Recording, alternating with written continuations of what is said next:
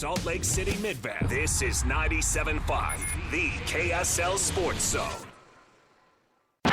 Looking for the latest on the Jazz, Utes, Cougars, and Aggies? Yeah. We've got you covered. This is Hans Olsen and Scotty G on 97.5, the Sports Zone.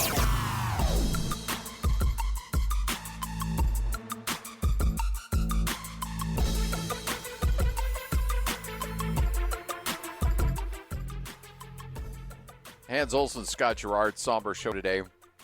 Our colleague, our friend, great human being, should be out at a baseball park somewhere enjoying retirement. Sadly passing away today, Steve Klauke. Again, details a little sketchy. I'm just giving you the news story as being reported on by news outlets. But Steve was, as we've noted a couple times, was out for his daily walk, was really religious with walking, and made sure he always got his steps in, whether he was in Reno or whether he was in, whatever city he was calling a game. He made sure to get, I think, at least 2 or 3 miles in every day via walking. And was crossing the road at the intersection of 106th and 13th East around 8:20 last night. A car turning right did not see him and hit him. He was transported in critical condition to the hospital at that point and would later pass. And Hans, it's just, I don't know the right way to say this. If you have one of those like widowmaker heart attacks that take you, sometimes you have a friend of yours, you just put your hands up in the air and just be like, well, it was the time, right? This one sucks a lot worse because this was certainly preventable. And I'm sure sooner or later this man's identity will come out and he'll face whatever legal consequence is going to come his way. I can't imagine the mental horrific anguish he's going through or she's going through or whoever they're going through because this was, again, 1,000% preventable. And I don't know Steve's wife, Sue, very well, but I do know she's an extremely beautiful soul. And man, did he love Sue. Oh, he loved Sue so much. Holy cow, he loved her. And was all about looking forward to traveling with her, and now that's taken away from her. And by what appears to be just an act of negligence, And so I would say this. There's a lot to learn about how to live your life by being kind and generous and being a good human being like Steve Klauke was, who was the best of us. And I know people say that about a lot of people the past. I could not say that without more certainty and more conviction that Steve Klauke in our business was 1,000% the best of us. If I had to present somebody to represent the Salt Lake media and they said, send us your best person, your best human being, I would 1,000% send Steve Klauke, because Steve is the best human being in this business I've ever met in terms of never saying a bad word about anybody else, about never holding grudges, about never speaking ill will of competition or of anybody. I mean, the guy was just the absolute 100% consummate pro. Never feeling like he arrived. Yep, never big-timing you. Never feeling like he was better than you. Never feeling like he's the polished product. Always trying to advance. When you're caught in these moments on air with breaking news that pulls you into these emotions, you're always careful not to overshare. But I think that there are some exchanges that I had an opportunity to have with Steve through text that make my heart grow 10 times, and I think might help people out there kind of deal with this tragedy, or if they didn't know Steve, something that's kind of close to them. Maybe they lost somebody, and I was texting back and forth with Steve about, his retirement, Scotty. Yeah. And I said, how are you doing with all this? He said, well, I'm really overwhelmed by all this kindness. He said, I'm so appreciative that my 91-year-old mom was able to be there and be a part of those festivities. He said, I'm very much at ease with my decision. He goes, but this might not hit until next spring when I've got nothing to get ready for.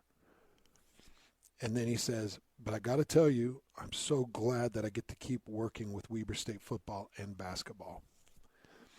And then Scotty, he tells me, I have only 2 regrets about my broadcast career. I'm not going to mention number 1 because it's very personal. But of all the things that he could regret, listen to this. This is number 2 on his list.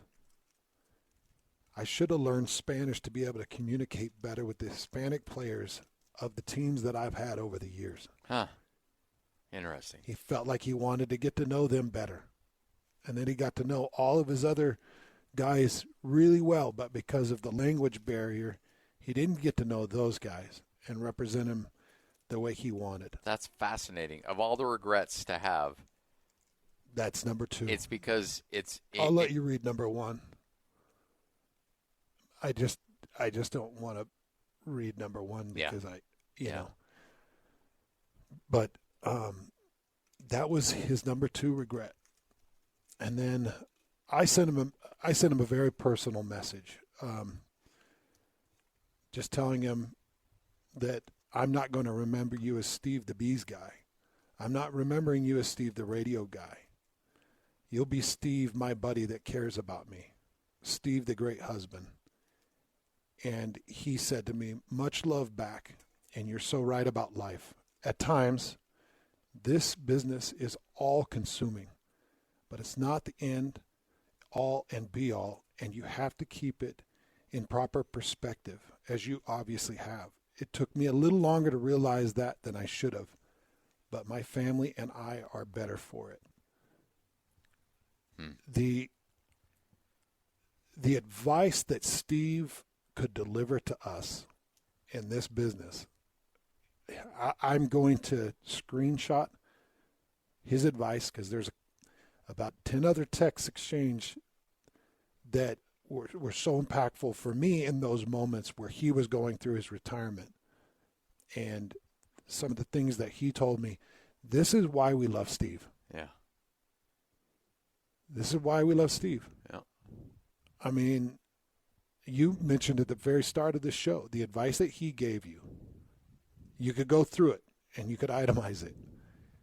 And this is how he treated people in this market. Steve didn't have to be nice to me. And I'll be honest with you, I wasn't overly nice to Steve at the start.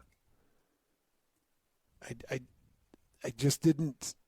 I was always impatient and in a hurry, but every time I'd see him, he'd pull me aside and he would want to talk. Yeah. And as I talked to him and realized, wait a second, this guy's not just trying to consume my time. Trying to make you better. This guy's trying to make me better, and he actually cares about who I am. Yep. Okay, well, who are you? And what is this business about? And, you know, sometimes, Scotty, in this business, you come across egos. And so you almost return ego. But when he showed this openness and willingness to get to know who I was, then I jumped in and got to know who he was. But he's the one that initiated that. And you know that. Yeah. He's the one that initiates that stuff. Yep. And I hope that can be a lesson to a lot of us. Because, man, dude, he just had time. That was the other thing that was always amazing to me. I'm always in a hurry. I'm always trying to get to my next spot. Steve always had the time. You know, Scotty, sometimes I avoid conversation because I don't have the time or I don't feel like I have the time. Did he ever avoid conversation? No. Sought it out. He sought it out. He looked for people that he could influence or share a smile with or an antidote, or he could talk about food. He loved food like we loved food. Oh, my gosh, yeah. 222 is the last number he shared with me on his Triple D restaurants, on diners, drive-ins, and dives. Okay, so help me with that because I don't know that show well. There's a show on the Food Network called Diners, Drive-Ins, and Dives, hosted by Guy Fieri. And it's just, now there's so many of those shows. They've made so many of them. It's just like when you're in a hotel room and, you watch SportsCenter for the 15th consecutive time and you're just burnt out. It's just noise. It's just something I put on. I'll watch it because it's just fun. It's just background noise, and you show good food. So Guy Fieri goes to random cities and just goes to hole-in-the-wall joints and showcases all these little local businesses. That's all it is. And they make a dish for him, and he's like, "Oh, this is awesome. Taking me right to Flavor Town." Blah, blah. You know who Guy Fieri is, right? And so that's the show. And they're a half hour long, and he goes to all these different cities all across the country. Well, Steve, who was in all these little cities, would watch this show and decided, I'm going to go to as many of these restaurants that Guy Fieri's gone to. That sounds like Steve. And so now, how many did he go? Well, the last total I got from him, because he'd always text me and let me know he went to one. And let's see here. Let me make sure I've got the right number here. Have you looked at the joint text exchange we had between the three of us? Yeah.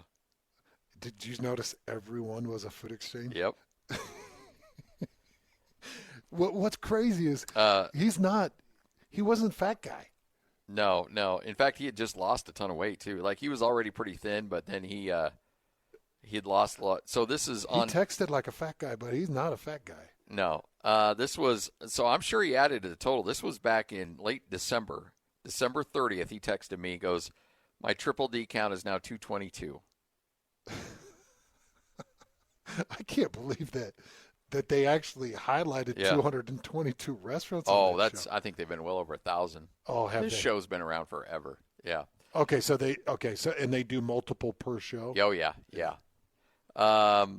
See, the last one in March, or not the last one, but he goes, "When you're stuck in Sacramento, you got to go to Jamie's Broadway Grill, not too far from downtown." And then he asked me, and he'd get a little cranky with me a little bit because I would be in a city, and like Lloyd gives me grief about Albuquerque. Like, my restaurant choices are based on what I can get to quickly. Like, I'm not actively seeking out a crazy restaurant. I'm just like, where can I go? Get me a burger, and then I'm out, Although I love a good burger, but I'm not, like, going to spend $40 on an Uber or walk 3 miles like Steve would to go seek out a really good restaurant. Or spend $40 on a piece of salmon that was highlighted by Guy Fieri. Yeah, exactly. And so Steve would be like, "Hey, I'm in this city. Where do you go?" And I'm like, "Well, there's a Red Lobster across from your hotel." And he'd be like, "What are you doing? You're in these cities." And I'm like, "I know, Steve, I know. I don't really feel like I've got the time or the effort to go out there and do that." He'd be like, "You're a guy that enjoys good food." I'm like, "Oh, trust me. Look, when I'm at that place, the damage is going to happen. It's just I'm not actively seeking out some crazy place to go to." Hey, Scotty, I didn't know that was Steve Klauke's tradition at the end of a season, that he would actually call however many games he'd call, and then he would go to a ballpark? Yeah. Immediately following. He would take his family and go watch baseball. Yeah, his daughter, his son, or Sue, or everybody. And again, and I mentioned this earlier in the show, when I'm done with college basketball is such a grind for me, calling Utah State games, that when I'm done, like, I want to shut down, and I don't want to go to a game. And I just don't want to do it. Like, I just want time at home. I still watch games, obviously, because it's our job, and I love the game, and I will still, be all about it. But if somebody were to say, "Hey, you know what, here's airfare, and you get to go to this arena and watch this game," I'm like, "No, I'll stay home, and I'm going to watch it at home with my family." Like, I don't want to do that right now. Like, I'm burnt out. Give it another, when the season, when it comes to the next season, I'm like, "All right, let's go. I'm ready to go again." But the first thing after a season is over, that the last thing I want to do after a season's over is go to another game, go to another arena, deal with parking, deal with crowds, deal with all that stuff. I don't want any part of it. I don't.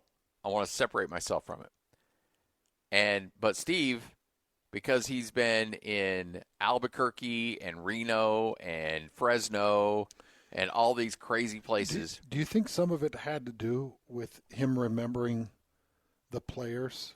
And I'm sure that's... And wanting to go see the names and the players. That could be it. But at the end of the day, I think Steve just loved baseball. And Steve loved... It was just so much about his DNA that when his season was over, it didn't matter. He wanted to go out and he wanted to watch more baseball. All right. Joining us now, David James joining us. And DJ, I told David Locke this earlier. There's really no way to, honor a man as special and a guy that has been around as long as Steve has and really do it justice. Like, it's just, and there's really no format on how to handle radio on a day like this. It's just, let's just share stories, man. Let's just talk about one of the best human beings to ever be on the air here in Salt Lake City. Yeah. What's the song? Only the Good Die Young, right? Billy Joel. Yeah. And, man, 69, on the one hand, that, I'm sure if you're in your 30s, 69 seems old. But I thought Steve was a young 69. I mean, granted, he was always an old soul, with his taste in music and everything and that. But, he's just active. I mean, he's out for an after-dinner walk, taking care of himself, wanted to be healthy. They had plans to travel in retirement. And I said, well, you're not really retiring, Steve. You're still doing Weber State football and basketball. And he's like, yeah, but my wife wants to travel, and the places we want to go really say summer, and you just can't do that because, the baseball schedule is so demanding. And, it's just so sad that it's just like less than a year since he hung up the microphone and, out on an after-dinner walk, which is, part of his routine, which my grandfather always did. It just it really resonates with me that he would do that to, take care of himself so that, they can move around and travel. And, I mean, it was just, I found out from you, Scotty. I was in the car, and Craig Bolerjack heard, and he was calling me to let me know, but I was doing interviews out of Real Salt Lake. And so the phone's off, and it's in my pocket. It just, went to voicemail. And when as I was got in the car and was pulling away, you said this is going to hit hard. And I was like, what is going on? I had no idea. It's, it's just brutal news. It's just brutal, And I mean, his wife worked at the box office for the Jazz. I'd see her when I'd walk out of the stadium because we'd park, kitty corner across the street there for a long time. So I'd walk right past the box office and wave to her, so many days. And their son, Adam, started as an equipment guy for the Jazz, has worked his way up, but I still see him in post-game. He's still in there doing his thing. I see him before the game walking up and down the hallways. He's taking care of visitors, too. I feel so bad for them. It's just so sudden, so tragic, no preparation. It's just awful. So, DJ, take us back to some of the original times that you've met him and just some of the impact that he's had on you. So many great stories with Steve. He's just quietly hilarious. First time I met him, I was doing some story. I was brand new. The then Buzz hadn't moved to town yet. He came to town from Chicago and got hired to work with Dave Blackwell and Ron Boone and do afternoon drive sports talk radio, Jazz Talk. And I think it was on Kissin 570 at that point, is I think what they were doing.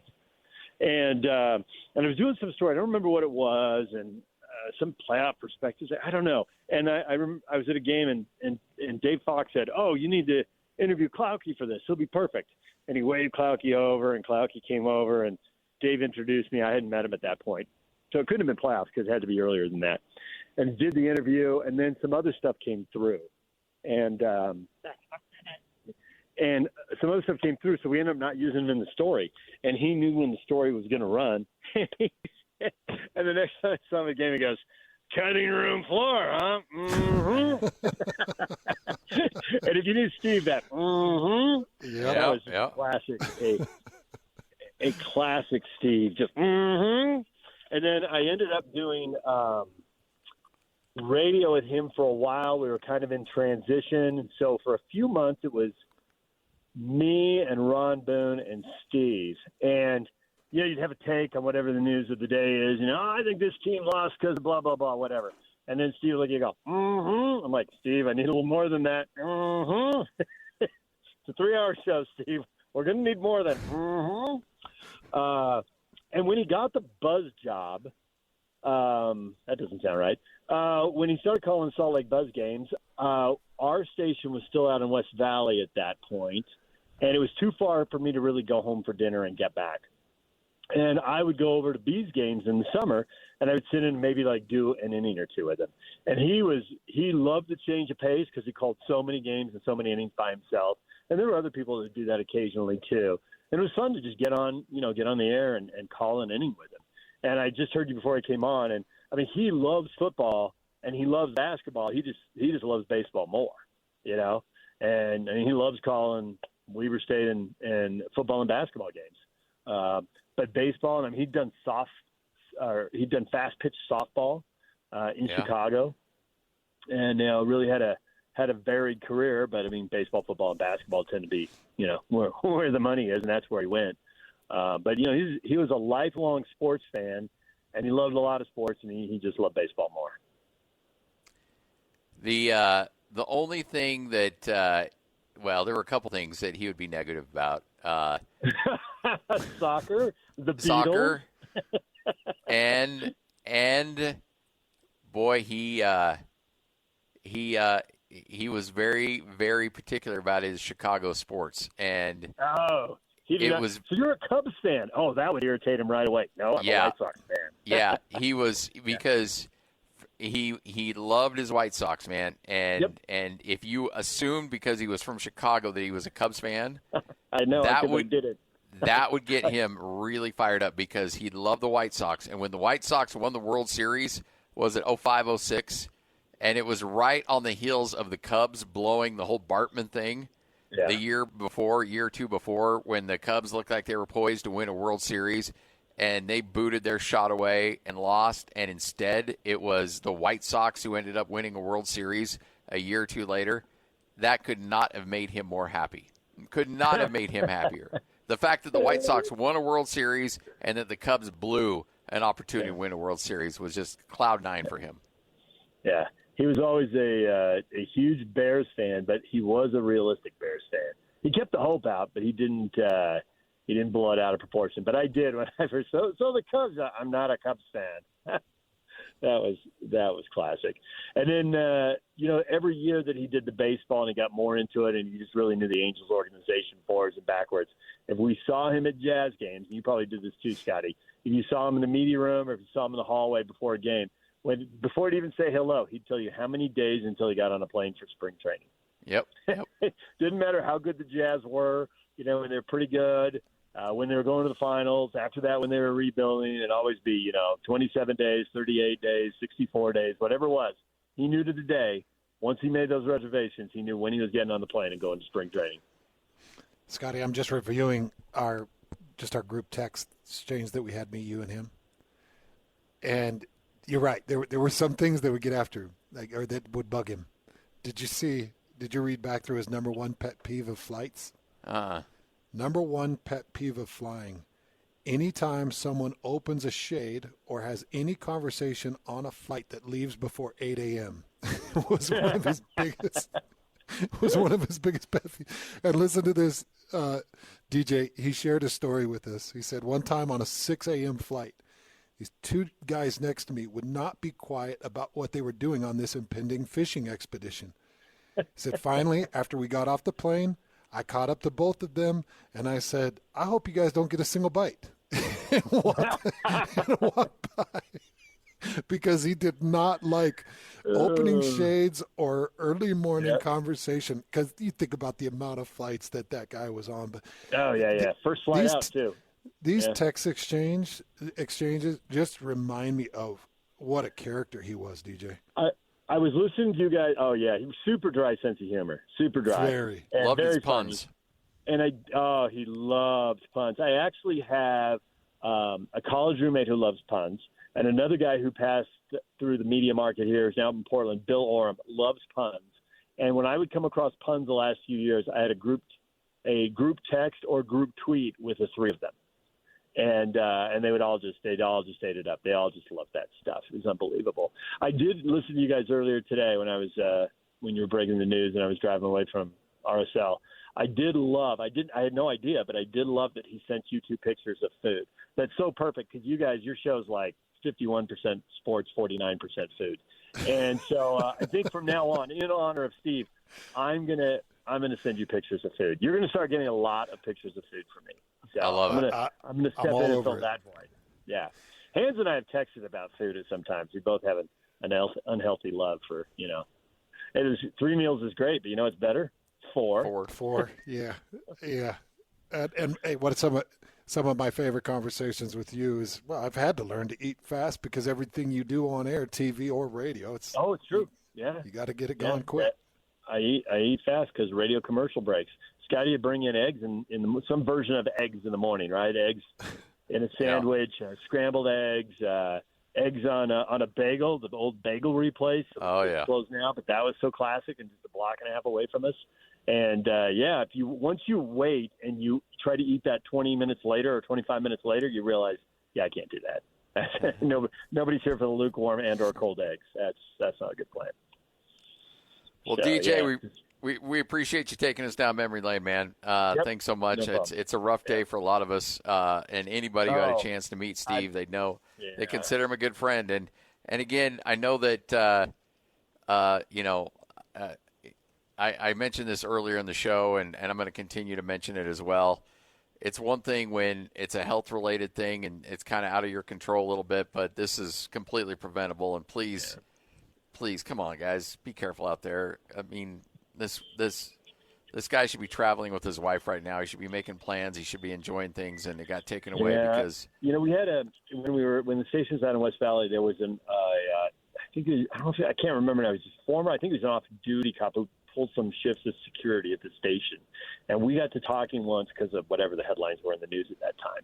And he said, you got to be careful because you don't want to diminish the dangers of drunk driving.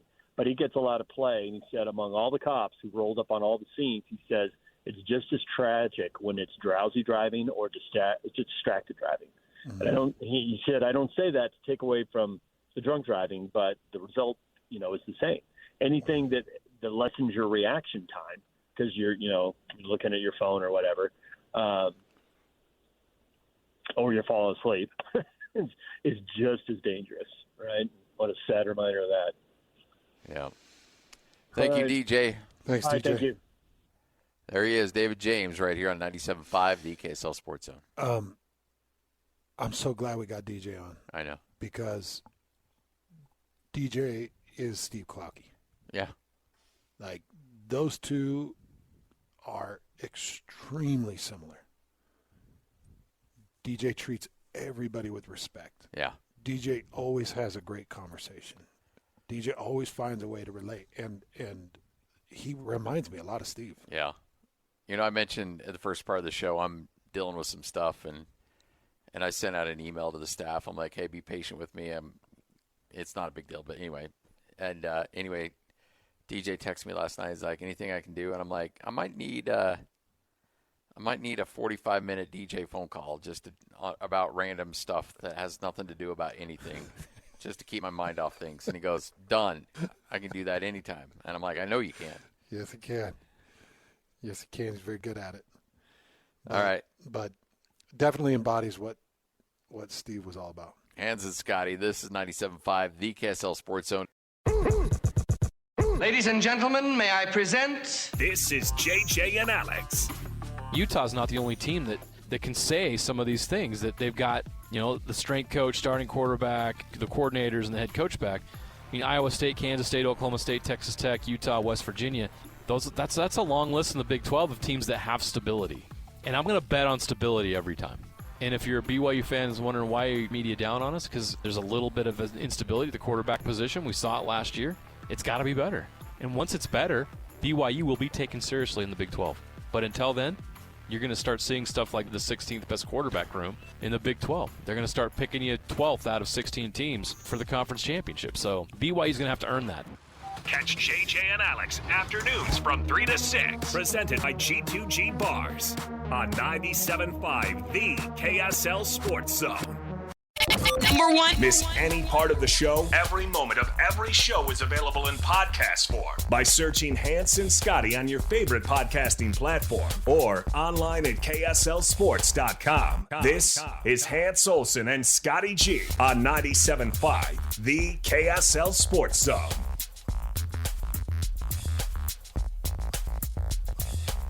Hans and Scotty, 97.5, the KSL Sports Zone. It's been one of those days you just kind of blow out the show and talk about a friend. And that's what we've done today. Steve Klauke, unfortunately, passing away earlier today in a pedestrian vehicular accident. Steve taking a walk outside, his daily walk, and unfortunately had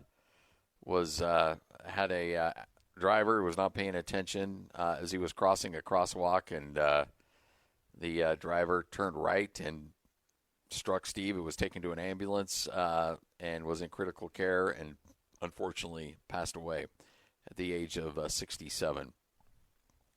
So we will talk to a good friend we have not talked to in a long time. Randy Rigby expected to join us coming up here in just a moment. Randy, I hold Randy dear in a lot of different ways. Much of what I own in a career is because Randy Rigby gave me a shot and allowed me to build a radio station and be a big part of what's been built at the old 1320 and now that it's at 1280, and gave me an opportunity to be a program director and just an incredibly human being, but also was the man who brought Steve Klauke to the Salt Lake market from Illinois and hired him to do sports radio and be a part of the Jazz broadcast. And broadcasting's been a big part of Randy Rigby and his designs, and he always had such a big scope and a big idea of what he wanted broadcast to look like, and knew how important radio was, and just a incredibly human being as well. And so here in a moment we'll chat with Randy and get his thoughts on the passing of a good friend of his as well. Randy was still in that position when we put this show together as well. So, if I remember right, he was still the president, wasn't he? Yeah, I believe so. I think he was. I think it was either that year or the year after was his last year. But I know that he had a tremendous amount of love and respect for Steve Klauke. Yes, absolutely. So as soon as Lloyd lets us know he's ready, we'll chat with Steve and get him, or Randy, excuse me, and get him on the radio. Again, Steve Klauke passing away, and if you got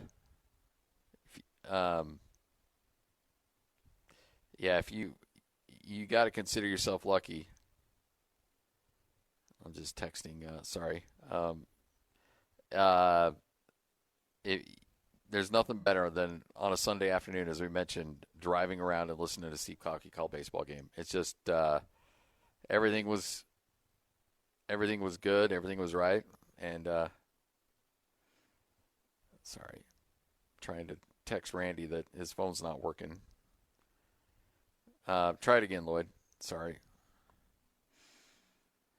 but sorry, I'm trying to do two things at once here. But yeah. I mean, just Steve taken way too soon from us. So, we've had some great conversations. David Locke and his stories were just incredible. DJ and his stories, absolutely incredible. And for those of you that don't know a lot about Steve Klauke, 29 years in the broadcast booth with the Salt Lake Bees. 29 years. He just stepped away. This was his first season away from the broadcast. He had joined Scotty and I on our show, and right after his announcement that he'd be leaving the broadcast booth, and it was great to hear his stories. It was great to hear kind of his passion, but it was also incredible to hear his future. Yeah. And that's been one of the hardest things to deal with today, is knowing what his plans were and how excited he was, and obviously gone now. Again, as I mentioned, one of the founding fathers of so many great broadcasts and so many great talent here in Utah. He always had the vision of what great broadcasts were and knew the importance of radio and the value of it, and let talent go out and do their thing and be great. And I owe him a ton.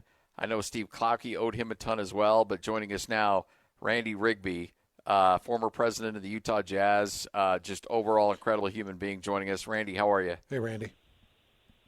Well, I'm in some very tender moments right now because I've just lost a dear friend. But it's an honor to always be on with Scotty and Hans. So I love you guys, and I love Steve Klauke dearly.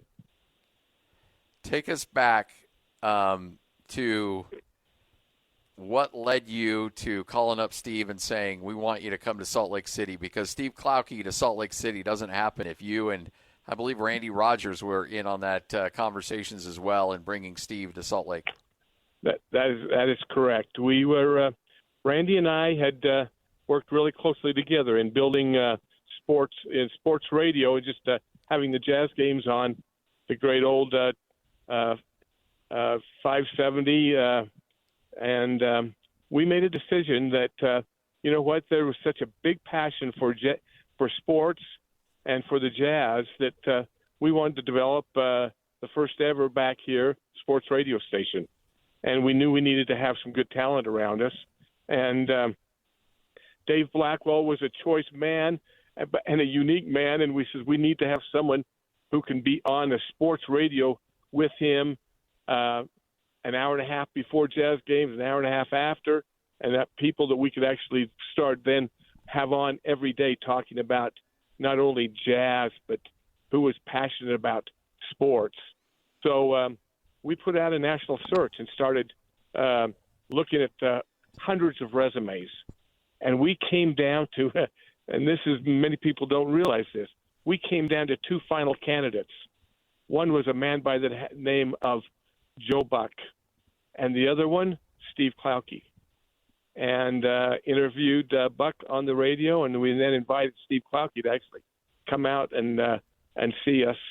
And I had actually my producer director also for the Jazz at the time, Brian Douglas, involved with me, and Randy, and had Steve come out and interviewed Steve. And Steve's love and ability in loving sports, and I mean, Steve loved sports, and you could feel it, and had a great radio voice, and it was an easy decision to offer the job to Steve Klauke.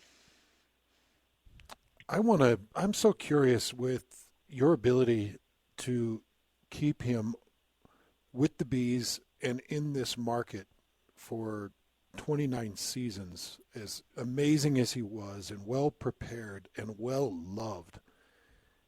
How and why did we get to keep him in this market as long as we got to keep him? Well, it's a tribute to Steve Klauke. Steve Klauke was not only a great sports broadcaster, he was loyal. He was the loyal employee, and he was loyal to us as the Jazz. He was loyal to Larry Miller, and Steve never forgot. Steve was at a time in his career when we hired him that he had really been between jobs for some time, and I think really worrying, and probably Sue and Steve were worrying, should he look at something other than sports, because he needed stability and he needed a job, and Steve never forgot that we believed in him. And so Steve always believed in us, and one of his many great qualities. You know, I think about Steve, and one of the things I can still see, he had that witty and unique sense of humor, and he always could make you laugh and be uplifting, and yet always knew everything there was about every type of sports you could think of. So, you know, you've been around a lot of broadcasts, and you know the work and the dedication and how hard broadcasting is. The fact that you never had to hire a color analyst, and I'm sure you may have even offered, like, hey, Steve, you know, let's at least get you somebody for home games. Steve never needed a color analyst. the amount of work and preparation, like you can get away with that in basketball. You can't, football, not really. Baseball, definitely not, because there's so much time and downtime between pitches. And the fact that, Steve, and you, I know you've seen them, that massive stack of 3x5 cards that we would have and have bios on each and every individual player and know everything about them. The fact that he did 29 seasons of solo baseball, I don't think people can truly appreciate the fact that, A, he did it, and B, he made it seem so easy. Yes, you're exactly right, Scott. I mean, he was so prepared. He had a remarkable memory of not only sports but the individual player. So he could constantly, and he loved the game of baseball. He loved sports, but he really loved the game of baseball. And he knew so much about the game, its history, and then each and every player and how their career was growing or struggling, and he loved to talk about it. So he felt very comfortable in his own skin and his own shoes to be able to say, you know what? He never once came to me and said, I could really use some help here. And I think he appreciated also in AAA baseball, your margins of in running the business side of it are pretty thin. And so he also recognized that, you know what, to help the team, I need to be able to carry this load by myself, because it's not something that a lot of the teams are willing to do and can do. A lot of teams opt to only do their home games because it's cheaper. They don't have to travel them. He wanted to be a pure, provide for our fans games home and away, and would take the price and do what he had to do to help us be able to be successful. Randy, I got many conversations with Steve, and I don't know if I could recall a conversation with Steve where his son or his wife or some aspect of his family didn't come up. I was just sharing some text exchange with Scotty and some on air with Steve and his love for his family and just the pride and joy he took in the work that his son has put in with the Jazz and what his son's become with the Jazz. And he sure loved his family, didn't he? Well, I'll tell you what, they were his pride and joy.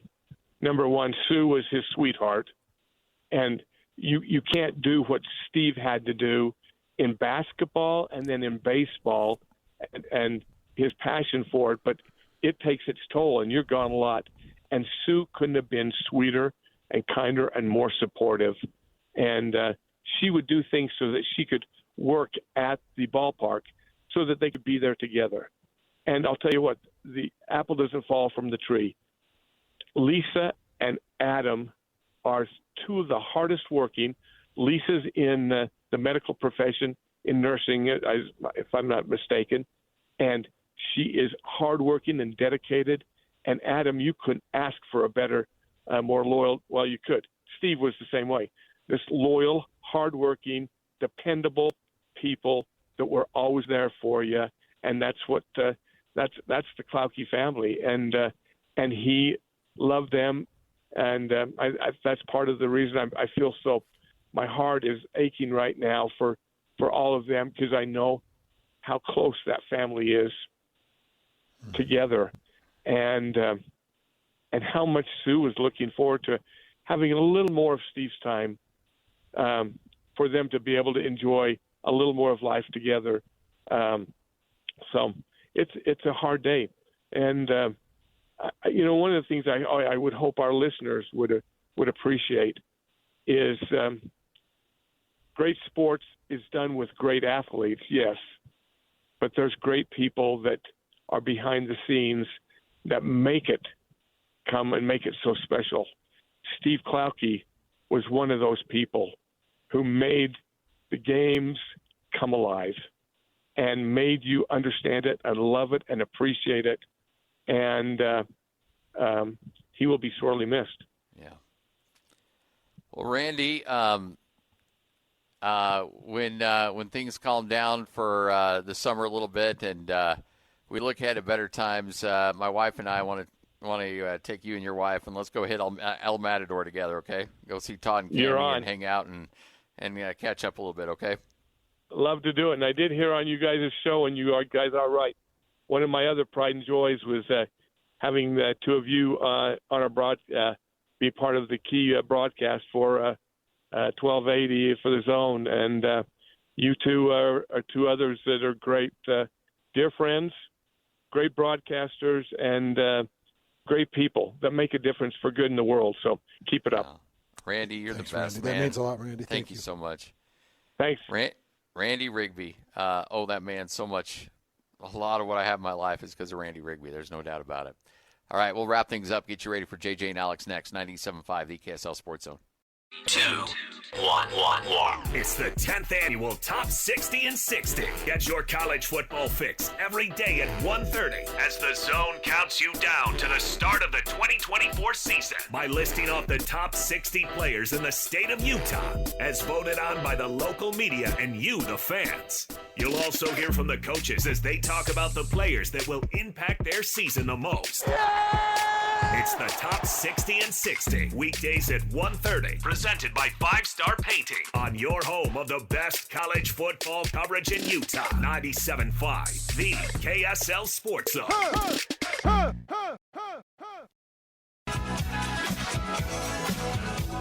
I listened to Steve Klauke on the radio for many years.